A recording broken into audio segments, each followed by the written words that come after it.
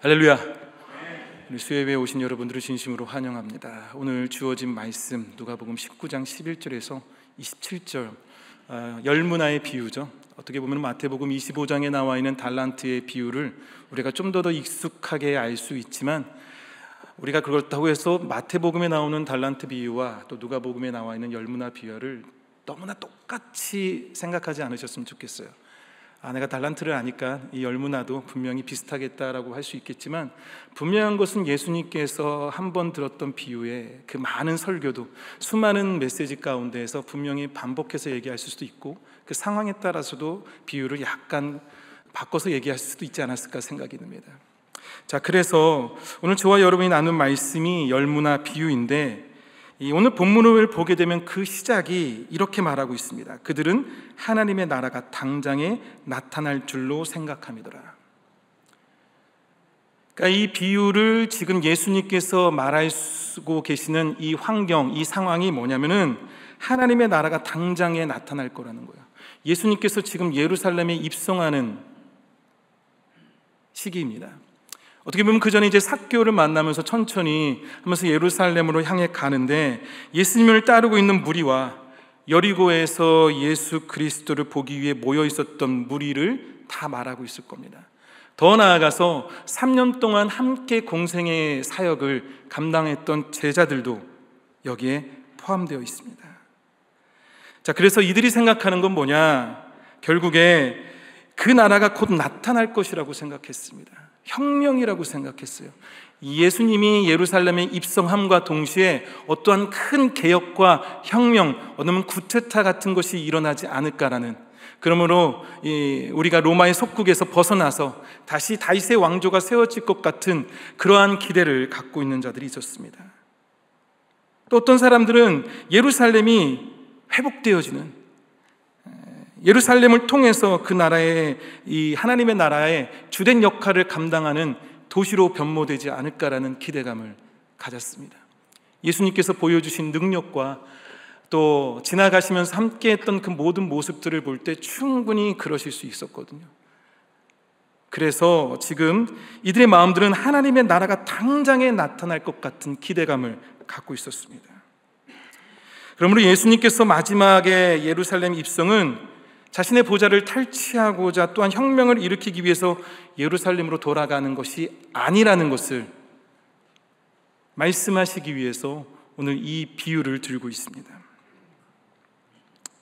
자, 그 비유를 들면서 시작하는 것이 오늘 본문의 12절에 이르시되 어떤 귀인이 왕위를 받아가지고 먼 나라로 갈 때, 왕위를 받아가지고 오려고 먼 나라로 간다고 말하고 있습니다. 어떤 귀인이라고 말하는 것이 바로 이제 예수 그리스도를 우리가 충분히 생각할 수 있겠죠. 결국 하나님 나라가 속히 오지만 지금 당장이 아니고, 주님이, 우리는 알고 있습니다. 주님이 십자가에 돌아가시고 부활하시고 승천하시고 다시 오실 그 순간을 얘기하는 겁니다. 자신의 통치권을 받아서 먼 나라로 받기 위해서 먼 나라로 여행하는 것은, 우리가 들을 때는 왜 그렇게 굳이 받아야 되지? 예수님의 능력이 그 정도밖에 안 되나라고 생각할 수 있지만, 이 당시의 시대를 생각한다면 이건 당연한 거였습니다. 모든 열방이 다 로마의 속국이었습니다. 그래서 그 열방을 다스리기 위해서 허락을 받아야 되는 것이 바로 로마 황제한테 허락을 받는 것입니다. 기원전 40년에 헤롯이 동일하게 로마에 가서 황제에게 자신의 왕권을 인도받았습니다. 그래서 예루살렘과 유다를 다스릴 수 있었습니다. 기원전 4년에 그의 아들도 동일하게 로마에 가서 내가 왕권을 이어서 받겠습니다는 것을 허락을 받아야 됐다는 거죠. 한마디로 지금 예수님께서 말하는 것은 그 당시의 문화와 환경을 그들이 익숙한 환경 가운데서 이해하기 위해서 말씀하시는 겁니다.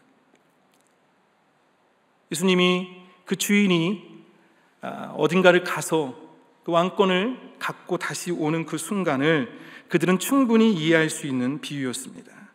자, 그런데 그 가운데에서 주인이 한 행동이 뭐냐면은 종들에게 열문화를 나눠줍니다.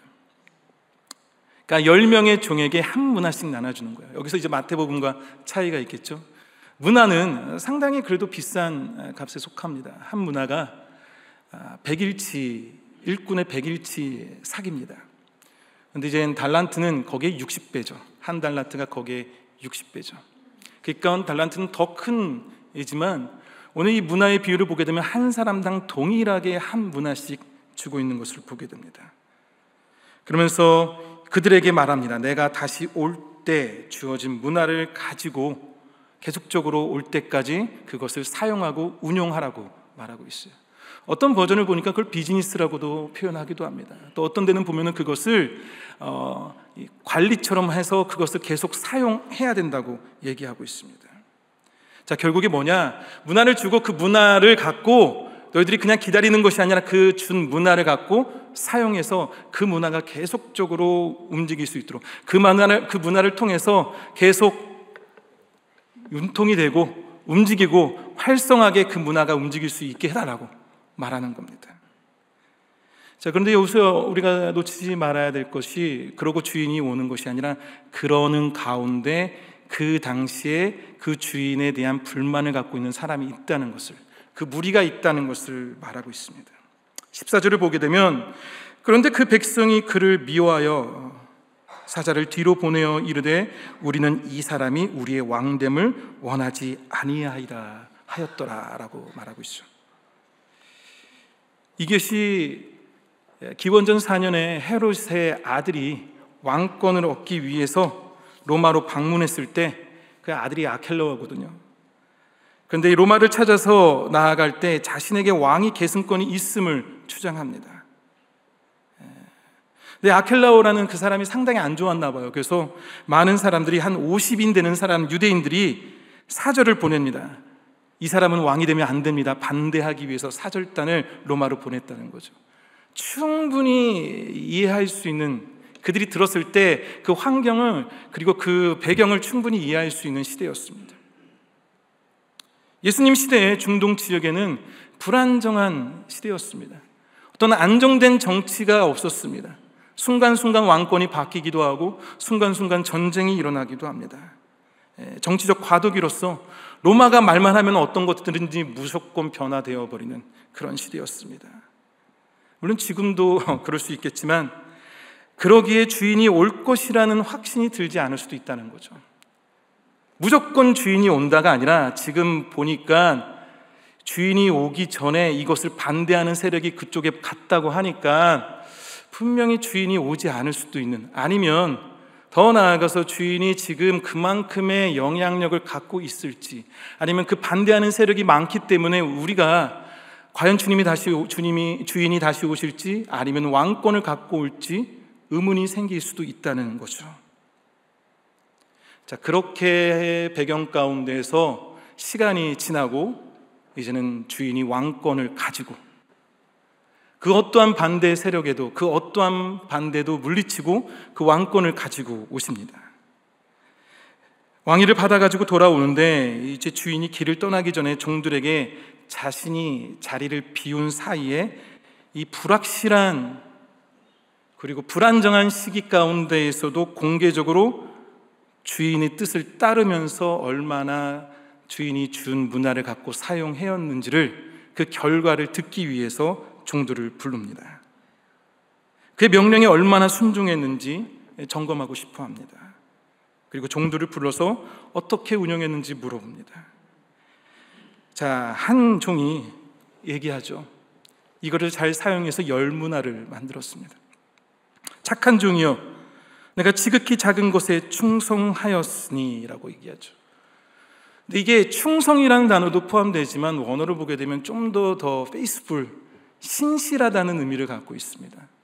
표준세번역에도 그것을 신실하다고 말하고 있고요, ESV에도 그것을 페이스풀이라고 말하고 있습니다. 한마디로 너가 작은 일에 상당히 신실하다라고 얘기하고 있죠. 자, 돌아오자마자 종들을 불러 모아 주인이 첫 번째 종을 뭐라고 말하냐? 성공했다고 하지 않습니다. 너가 그만큼 해서 그만큼 효과를 봤기 때문에 네가 어떤 걸 성취했다 칭찬하지 않습니다. 엄청난 큰 일을 했다 말하는 것이 아니라 신실하게 그 일을 했다고 말하고 있죠. 결과물을 보는 것이 아니라 그의 과정을 보고 있다는 거죠. 이 주인이 진정 요구하는 것은 성공에 이은 수익 병동이 아닙니다. 어떻게 보면은 요즘 자본주의 사회 가운데 살게 되면 이제 달란트와 문화를 생각하면서 비율과 경제적인 개념으로 우리는 충분히 이해할 수 있겠지만, 번 돈을 내게 보여달라고 말하지 않습니다. 야, 너 얼마나 어떻게 일을 했니? 라고 얘기를 하지, 번 돈을 나한테 보여달라고 얘기하는 것이 아닙니다. 어떻게 장사하였는지를 물어보고 있는 거죠. 이는 종들이 주인이 자리를 비운 위험한 시기에도 얼마만큼 주인에게 충성했는지, 얼마만큼 주인의 뜻을 따라서 신실하게 그 일을 감당했는지가 중요한 겁니다. 자, 다른 종도 동일하게 다섯 문화를 받습니다. 자, 그에 대한 대가가 뭐죠? 10골 5골을 줍니다. 와우, 10골 5골을 주니까 뭔가 혜택이 있는 것 같잖아요. 근데 잘 보면 이것은 혜택이 아니라 책임감을 더 주는 겁니다. 다스리는 것은 책임입니다. 그걸 다스린다는 것을 내가 먹고 내가 갖고 내가 거기서 취득하는 것이 아니라 너가 그만큼을 다스리라는 거죠. 그만큼의 책임을 너에게 주겠다라고 얘기하는 겁니다. 자, 그러한 가운데에서 이제는 반대로 신실하지 않은 종이 나옵니다. 신실하지 않은 종이 21절과 22절에 이렇게 말하죠. 당신이 엄한 사람인 것을 내가 무서워함이라. 당신은 두지 않은 것을 취하고 심지 않은 것을 거두나이다. 악한 종아, 내가 내 말로 너를 심판하노니 너는 내가 두지 않은 것을 취하고 심지 않은 것을 거두는 엄한 사람인 줄로 알았느냐. 저는 이 말씀을 준비하면서 이 세 번째 종의 마음이 어땠을까라고 생각합니다. 주인을 무서워했다고 주장합니다. 근데 주인을 무서워한 것보다는 오히려 이 종이 두려워한 것은 주인이 돌아올까 봐 무서워하지 않았을까 생각이 듭니다. 분명히 난 여기다 올인했는데 그 주인이 볼 때는 영 형편이 없기 때문에, 너무 반대하는 세력이 많기 때문에 주어진 환경이 좀 주님이 왕권을 받을 수 있는 그런 것이 아닐 것 같은데, 그래서 거기에 투자하지 않고 나는 그냥 거기에 투자를 했는데, 거기에 내가 올인을 했는데, 그렇기 때문에 오는 것 자체가 두려웠을 겁니다. 주인이 곧 돌아온다는 것은 종이 다른 쪽으로 응원했다는 뜻이거든요. 환경과 상황을 볼 때 주인이 왕권을 받고 올 수 있는 환경과 상황이 아니라고 생각했거든요. 그래서 그것을 소홀히 대했거든요. 자, 그렇지만 이걸 어떻게든 벗어나야 되잖아요. 이걸 어떻게든 해결해야 되잖아요. 어떻게든 자기는 살아남아야 되잖아요. 자, 뭐라고 말하냐? 지금 주인님 당신은 너무나 위대하기 때문에 당신 아무것도 안 하셔도 모든 것을 가져가시고 모든 것을 거둘 수 있는 분입니다 라고 말하죠. 근데 주인이 그거에 대해서 진노하죠. 왜 진노하냐? 이 당시의 중동 문화를 보게 되면은 두 가지 베두인이 있고 하나는 정착형이 있습니다. 베두인은 습격해서 그 물건을 취하는 겁니다. 만약에 주인이 그런 베두인 출신이라면은 주인을 칭찬하는 겁니다. 주인의 칼 한 부름으로 그냥 그 마을에 있는 돈을 다 우리가 수거할 수 있는, 거두지고 노력하지 않았는데도 충분히 우리는 가져갈 수 있는 능력이 당신에게 있습니다 라고 말했다면, 예수님은 목자시거든요. 예수님이 살고 있었던 환경은 어부 출신과 목수이시고 목자임을 얘기했습니다. 한마디로 정착형 마을 출신이었다는 거죠. 결국에 그의 의도와는 다르게 가만히 있는 것이 아니라 노력해서 일을 해서 그만큼 책임을 다해서 주어진 일들을 감당하며 나아갈 때 수확이 이루어지는 것, 그것인데 종은 그렇게 말하지 않았다는 거죠. 내가 나를 엄한 사람으로 봤구나. 그런 다음 주인은 신실치 않은 종에게 이 종이 주인에 대해 삐뚤어진 견해를 가질 수밖에 없었던 것은 그가 신실치 않기 때문이라고 얘기합니다. 시편 18편 25절과 26절에 자비로운 자에게는 주의 자비로우심을 나타내시며 완전한 자에게는 주의 완전하심을 보이시며 깨끗한 자에게는 주의 깨끗하심을 보이시며 사악한 자에게는 주의 거스르심을 보이시리라. 그의 마음이 그러하였기에 결과는 안 좋은 결과를 얻게 됩니다. 그 모든 것을 다 빼앗기는 거죠. 자, 오늘 내용이 바로 그 내용입니다. 그리고 나서 주인이 마지막에 내가 왕됨을 원하지 아니하던 저 원수들을 이리로 끌어다가 내 앞에서 죽이라.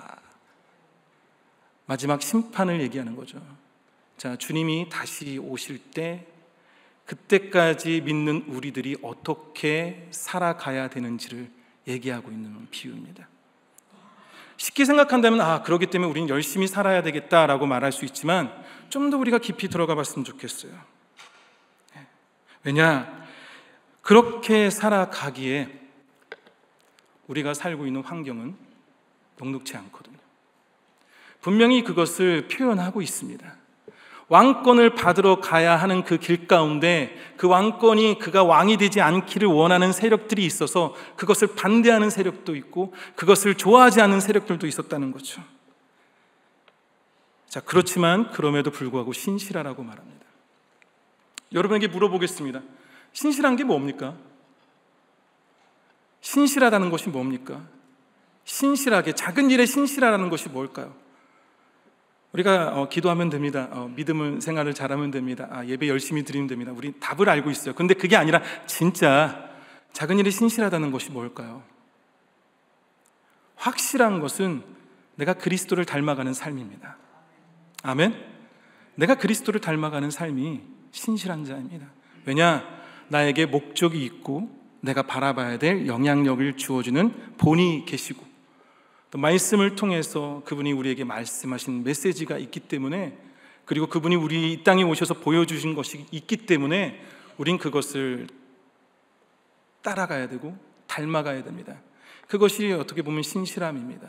하지만 더욱더 깊이 생각해 본다면 세 가지 의미를 전 둘 수 있습니다. 첫 번째로는요, 내가 예수 그리스도를 닮아가기 위해서 주님이 다시 오실 때까지 주님의 뜻을 갖고 살아가기 위해서 그 삶이 뭐냐면 환경과 상황의 영향을 받지 않는 자여야 됩니다.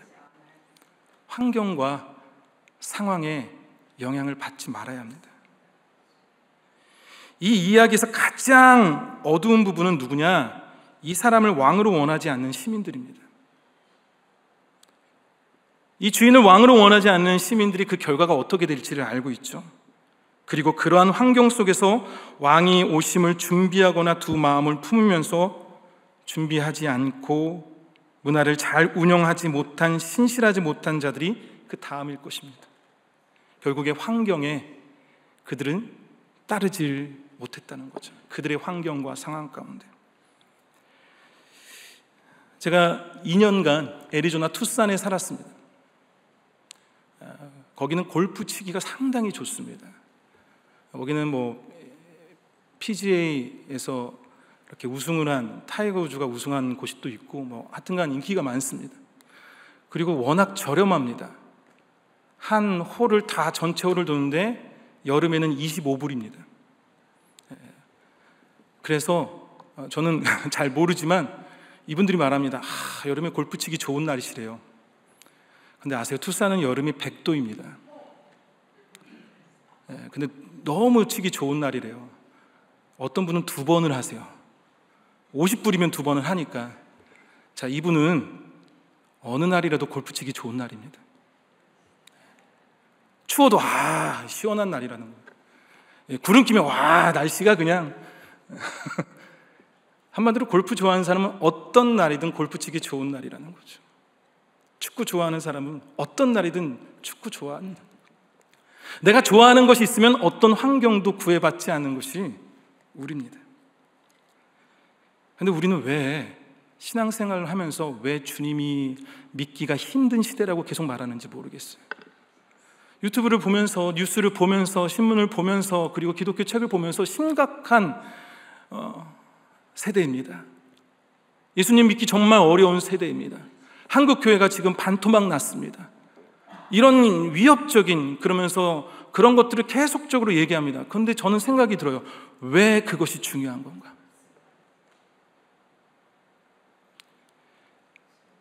노아의 시대를 보기 바랍니다. 노아 창세기 6장 5절에 여호와께서 사람의 죄악이 세상에 가득함과 그의 마음으로 생각하는 모든 계획이 항상 악할 뿐임을 보시는 세대에, 그 시대에 노아가 있었습니다.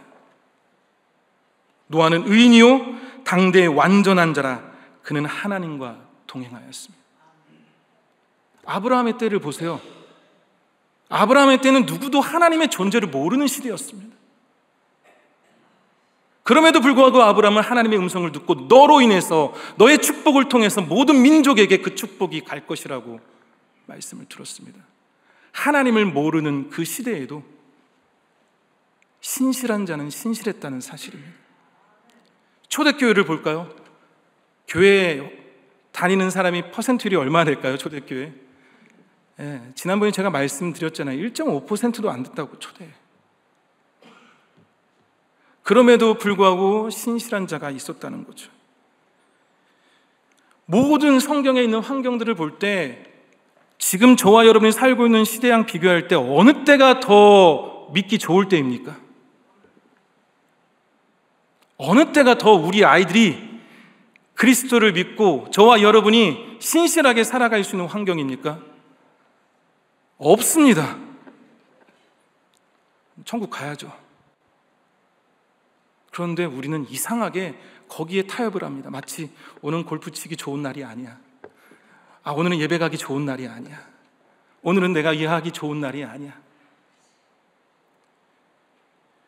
마치 오늘이 예수님 믿는 것이 가장 어려운 환경이라고 생각하듯이 나간다는 거죠. 그러면서 우리의 자녀들이 지금 예수님을 떠나갑니다라고 걱정합니다. 저는 요즘 아침마다 운동을 합니다. 짐에 가서 운동을 하는데, 운동을 하는지 사우나를 하는지 말을 못하겠습니다. 솔직하게 얘기해야 되니까. 하지만 사우나를 좋아합니다. 들어가요. 이렇게 들어가면은 요즘 들어서 아침 9시마다 한 청년이 사우나에서 성경을 읽고 있어요. 사우나에서. 너무 비교되더라고요, 저랑. 하도 궁금해서 이틀 뒤에 물어봤어요. 너 어느 파트 읽고 있냐고. 빌립보서를 읽고 있대요. 성경이 너덜너덜 하더라고요. 자기는 이 뜨거운 곳에서도 하나님의 말씀이 있는데 막 샘솟는데요. 그러면서 얘기하는 것이 자기는 매일매일 예수님을 전한대요. 캠퍼스에 가서. 어느 환경이에요? 어느 시대입니까? 제가 지금 구약시대를 얘기했습니까? 예수님이 살고 있는 시대를 얘기했습니까? 오늘입니다. 오늘, 지금도 신실한 자는 계속 신실합니다. 그런데 마치 제가 만약 여러분들에게 축복을 드리겠습니다. 여러분 자녀들 중에 한 명은 목회자가 될 것이고 선교사가 될 것이고 순교하는 자가 될 것입니다. 오 주여, 왜 하필?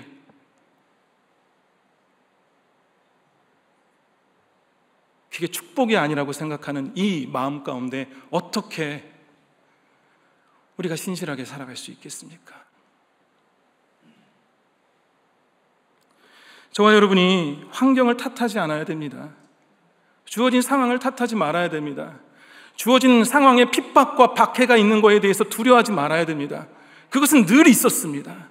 중요한 것은 그럼에도 불구하고 저와 여러분은 계속 예수 그리스도의 삶을 살아가고 있는지, 그럼에도 불구하고 우리는 예배를 드리고 있는지, 그럼에도 불구하고 나는 주님을 찾고 있는지, 그것을 주님이 원하신다는 거죠.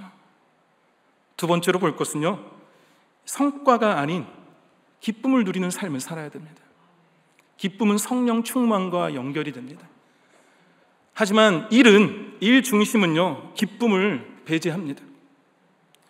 우리는 거창하게 무언가 능력이 있기를 원하기에 그것 때문에 무너집니다. 마치 교회가 뭔가를 큰 걸 해야 될 것 같고, 신앙인으로서 뭔가 본이 되는 큰 걸 해야 될 것 같은 생각을 합니다. 근데 중요한 것은 능력이 아니라 태도입니다. 월터 브루그만이 안식일은 저항이다라는 책 가운데 이런 말을 합니다. 우리 사회의 상황은 더 큰 안녕과 더 큰 행복을 끝없이 추구하게 하지만 이런 추구에는 늘 맘 편함이 없다. 우리는 여태껏 한 번도 충분히 갖지 못했고 충분히 해보지 못했다는 것이 그 증거다. 이 우상들은 끝없는 욕망과 필요를 불러일으킨다. 그런 욕망과 필요는 결코 채워지지 않은데도 늘 더 큰 노력을 요구한다. 아직도 충분하지 않다와 더 큰 노력을 요구하고 있기 때문에 우리는 신실할 수가 없습니다. 우리의 사역도 번아웃이 됩니다. 정말 쉬어야 되는데, 하나님과 쉼을 누려야 되는데, 예배 드릴 때 그것이 기뻐야 되는데, 말씀을 읽을 때 그것이 기뻐야 되는데, 기도하는 가운데 하나님과 함께 하심이 기뻐야 되는데, 주님을 생각할 때 주님보다 더 귀한 것이 없기에 너무나 기뻐해야 되는데 그걸 생각할 시간이 없어요. 어떻게 신실하겠습니까? 뭔가를 성취해야 된다는 생각 가운데, 뭔가 목적을 갖고 계속해야 된다는 생각 가운데, 그것이 저항이라는 거예요. 안식일은 쉬어야 되는데 저항하라는 겁니다. 신실하게 살기 위해서, 주님과 함께하기 위해서 내가 저항해야 된다는 거죠. 주님과 함께 쉼을 누리기 위해서. 마지막 세 번째로 우리가 신실하기 위해서는 꾸준함입니다. 성경은 늘 그 과정을 중요시 여깁니다. 과정을 중요시 여깁니다. 처음 된 자가 나중되고, 나중된 자가, 늘 계속적으로 우리에게 말씀하시는 그 메시지는 성실한 꾸준함을 얘기하고 있습니다. 하나님 나라가 임할 때까지 우리의 수고와 노력이 필요합니다. 저와 여러분의 수고와 노력이 필요합니다. 가만히 있으면 알아서 하나님이 하시는 것이 아닙니다. 성경을 보게 되면 하나님은 우리에게 명령하셨고, 예수님께서 우리에게 말씀을 하셨습니다. 그리고 우리가 어떻게 살아가야 되는지를 모든 민족에게 복음을 전해야 되고, 더 나아가서 우리를 통해서 복이 드러나야 되는 삶을 살아야 되는 겁니다. 근데 어떻게 해야 되죠? 그냥 한 걸음 한 걸음 걸으시면 돼요. 아멘? 안 그러셔서 그렇죠. 내가 오늘 힘들어도 내 주어진 일을 하게 되면 되더라고요. 제 집에서 저의 역할이 딱 하나가 있습니다. 아침에 새벽에 가기 전에 고양이한테 밥을 주는 겁니다. 꾸준하니까 걔가 안 죽더라고요. 꾸준히 제가 먹이니까. 애들은 애들 믿지 마세요. 애들은 내가 키울게 하는데 한 번도 똥 안 치우고 그래요. 아시잖아요. 누구 역할이죠? 부모의 역할이죠. 근데 꾸준하게 해야 되겠더라고요. 심지어 지금은 어느 집에서 한국 가셔가지고 저희한테 거북이 2마리를 놓고 가셨어요. 그 거북이 2마리, 애들은 좋아하는데 안 만지려고요. 이상하대요. 2마리 빼서 늘 꾸준하게 주고 치우고 다시 집어넣고. 근데 그 시간이 반복이 되지만 그 꾸준함이 결국에 살리더라고요. 분명히 위험이 함께합니다. 그리고 희생 없이는 그 누구도 한 문화를 가지고 활용을 할 수 없습니다.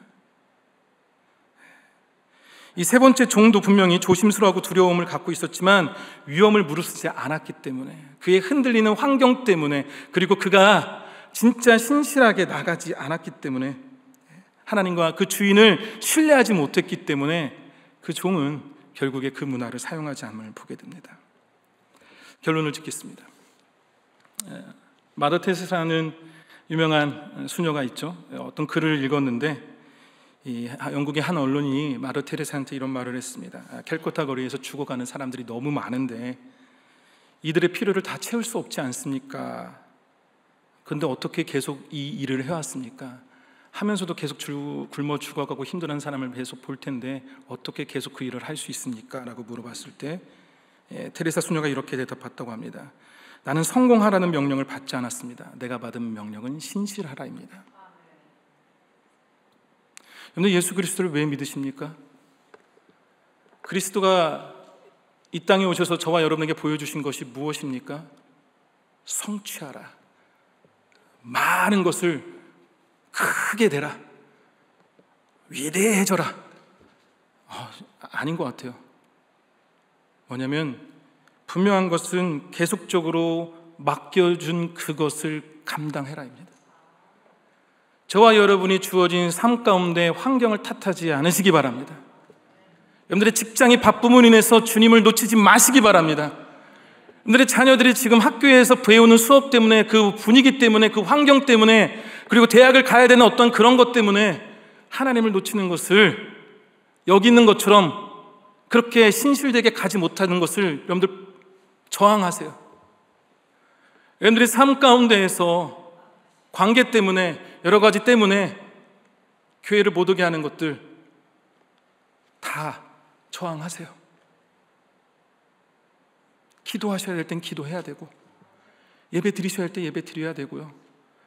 성령님을 사모하면서 구할 땐 당연히 나가야죠. 그런데 우리는 계속 환경 탓하고 있습니다. 그거 하지 마시고요. 그리고 더 나아가서 이제는 하나님과 쉼을 누리세요. 말씀을 100장을 읽었다고 해서 여러분들 느는 것이 아닙니다. 말씀 한 장 읽고 쉬어야지만 그 말씀이 여러분에게 옵니다. 무슨지 아세요? 여러분들 기도만 계속 여러분 입술에 나온다고 해서 하나님과 함께하는 것이 아니라 기도가 끝나고 하나님이 여러분에게 무슨 말씀을 하시는지를 기다리셔야 돼요. 여러분 열심히 예배 드리고 그 다음에 완전히 지워지는 것이 아니라 그 예배의 느낌을 갖고 집에 가면서 쉼을 누리세요. 말씀을 생각하면서, 오늘 기도했던 걸 생각하면서, 은혜 받았던 분들을 생각하면서, 그게 쉼입니다. 그것을 지속적으로 꾸준하게 어느 상황에도 변함없이 나간다면 결국에 어떻게 되냐? 사도행전 12장 24절에 말합니다. 하나님의 말씀은 흥황하여 더하더라. 아멘. 하나님의 말씀은 흥황하여 더하더라. 이게 언제냐? 헤롯이 죽고 나서 곧바로 나온 말입니다. 헤롯은 자신의 영광을 위해서 죽었지만 바로 그 뒤에 나온 것이 하나님의 말씀은 흥황하여 더하더라. 충성된 종으로서, 신실한 종으로서 하나님 말씀이 흥황되어지는 삶을 살기 원합니다. 여러분들의 자녀가, 여러분이 주어진 그곳에서 그리스도가 드러나는 삶, 하나님과 함께 쉼을 누리는 삶, 늘 어느 때든 변함없이 내가 그리스도임이 드러날 수 있는 꾸준한 삶, 그것이 작은 일에 신실한 자입니다. 이 말씀을 잊지 않고 저와 여러분이 오늘 기도를 통해서 다짐하면서 주님께 나아가는 시간 갖기 원합니다. 기도하겠습니다.